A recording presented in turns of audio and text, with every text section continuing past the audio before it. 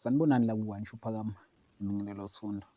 UKhuzani Mpungose uyivezele yena namhlanje okusobala ukuthi yena neJonathan akasahlangene nayo, kodwa ngeke yeke ukuyiphosta ngenxa yokuthi uyayithanda futhi uyathanda ukuthi igqoke wonke umuntu. Uzokhumbula-ke mbukeli wethu, ube yinxusa kuJonathan. Ukuvezile-ke namhlanje ukuthi akaselona kusukela nje kulo nyaka ka-2021. Ukuchazile lapho ukuthi kwakune-contract ababevumelene ngayo nesicathulo sakaJonathan ukuthi esiveze kubantwini ukuthi besithenge, kushuthi leyo contract isiphelile.